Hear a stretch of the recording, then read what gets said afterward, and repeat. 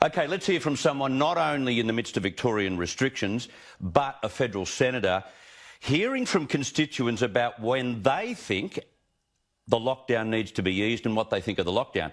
Sarah Henderson, welcome to the program. Chris, great to join you. Before we talk about Victoria, what's been your reaction to the ICAC hearing in New South Wales featuring Gladys Berejiklian?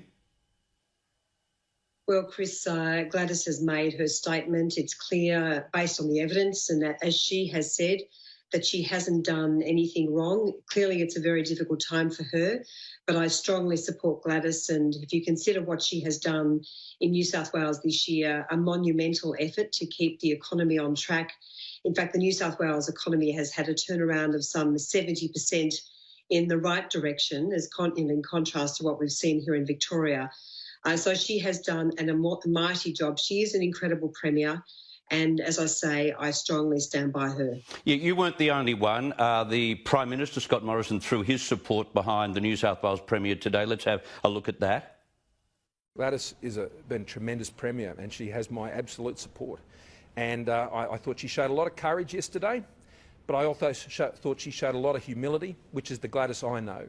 You know, we're all human. I want to, thank particularly Dom Perrottet and Brad Hazzard and the whole team down there in the New South Wales government getting in behind her. And I won't labour the point, but does that good work offset the possibility that she has gone against the ministerial code of conduct?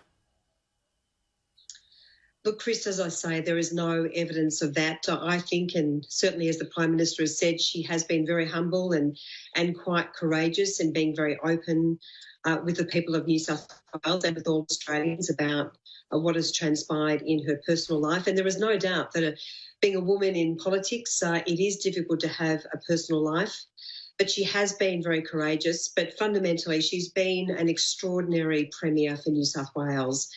A very strong and principled Premier, has incredible support. We've heard you talk about that today on your program.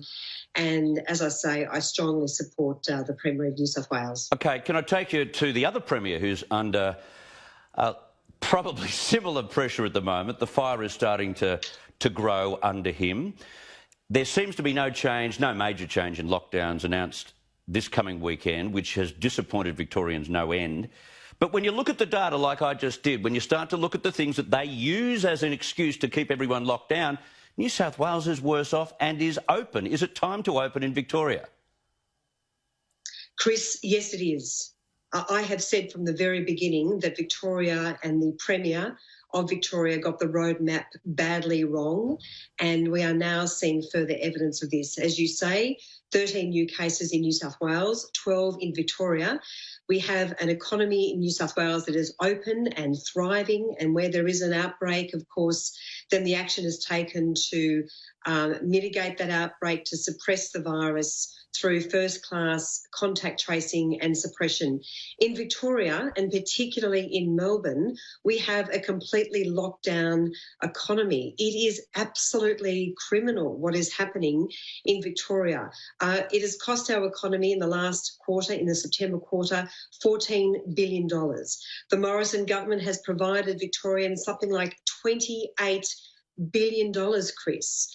But really, this has run off the rails. And I think now we have seen the Premier and some of his ministers humiliated before the Board of Inquiry into the hotel quarantine fiasco. He is now being stubborn. He won't admit that he's got it badly wrong. But we desperately need to open all of the economy, not just in relation to how people interact with each other, but to let businesses get on with opening and thriving. How there are any restrictions whatsoever in regional Victoria is a total shame on the Victorian government. But I've run out of time. Sarah Henderson, thank you so much for yours. Yeah, great to talk to you, Chris. Good to have you on.